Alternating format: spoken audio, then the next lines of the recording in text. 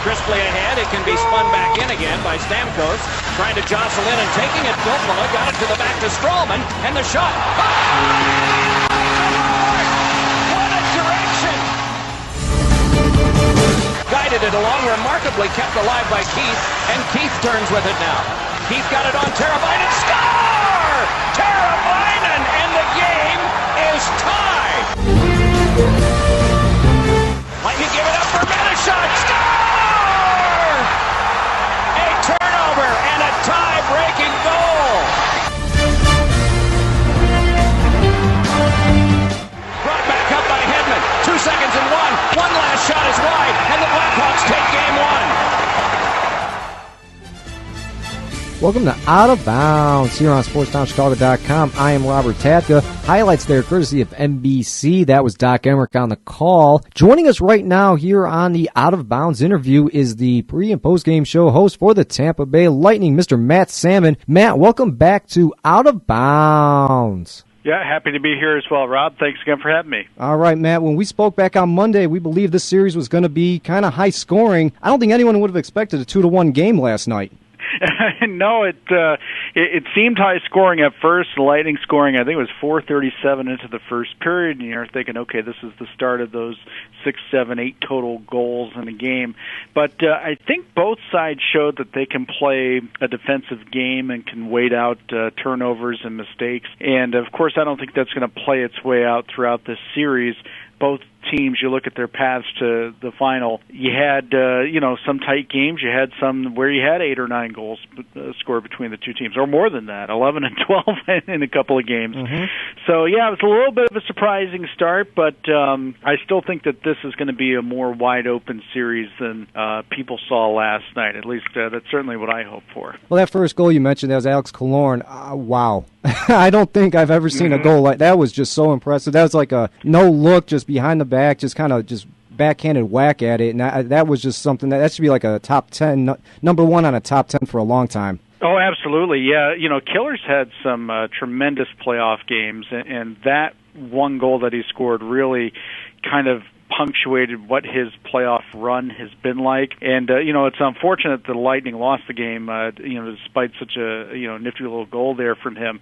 But, that goal started at the other end of the ice when Nikita Nesterov, a rookie defenseman, absorbed a hit. I forgot who hit him, but somebody was coming right at him. He's got the puck, and instead of just panicking and treating it like a live grenade, he hangs on to it. He absorbs the hit, very calmly works the puck out, and then that starts the rush the other way. And, of course, Anton Stralman, who has just been outstanding in the playoffs, setting up some goals with some really nice outlet passes, sets up that one, too. It's just a nice shot from the, right point. Give credit to Alex Killorn for that great stick work there. He looked an awful lot like Steven Stamkos, so maybe he's taking some tips from his line mate now. Now, throughout the entire game, the Lightning, they dominated in all aspects. What were they doing so well to neutralize the Blackhawks? Well, I think the key word there is neutralize. They went in there with the idea that, okay, we're going to shut down Kane, and we're going to shut down Taves and Sharp and Hossa, and we're going to limit the contributions that the defensemen, Keith and Seabrook, that, they're going to make. And I thought they did a very good job at that. I know a lot of people are concerned about, Tyler Johnson didn't score, Steven Stamkos didn't score, but even John Cooper said today, well, is anyone calling out Kane and Taves?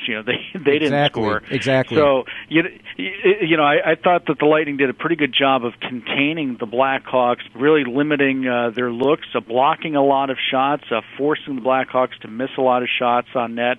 I believe by the end of the night there were 16 attempts blocked and 15 that missed the net. So the Lightning got in the way of the Blackhawks. I thought they did it masterfully well. Unfortunately, and this is the case in the playoffs, especially in the Stanley Cup Final, you make a couple of mistakes at your blue line, it's in the back of your net.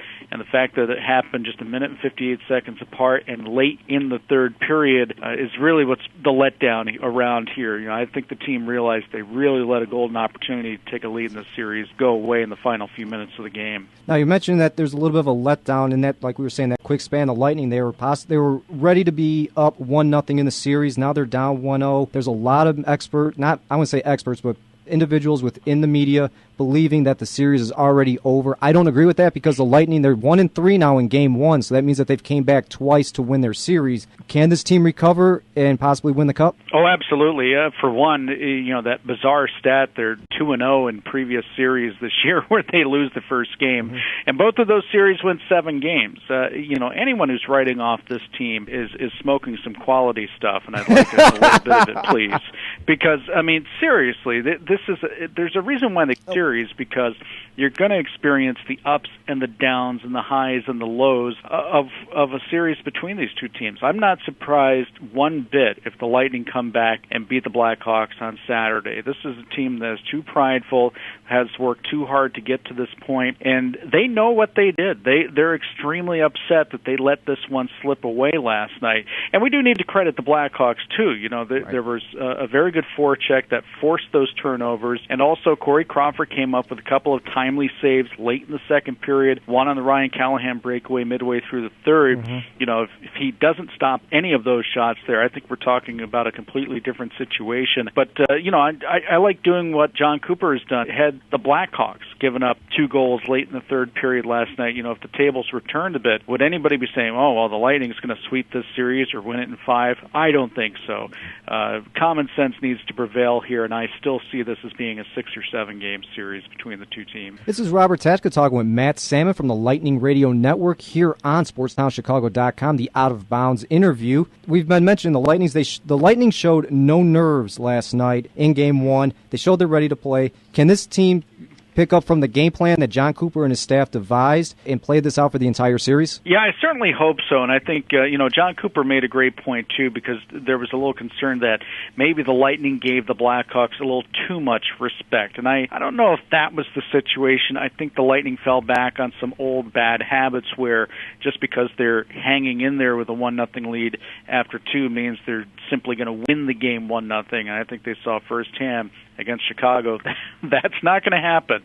You got to work for every opportunity that you get against this team. But, going back to, having nerves get in the way here or having too much respect for a team, Cooper brought up the fact that, the Lightning had defeated the Detroit Red Wings, a team that had been to the playoffs 24 consecutive seasons.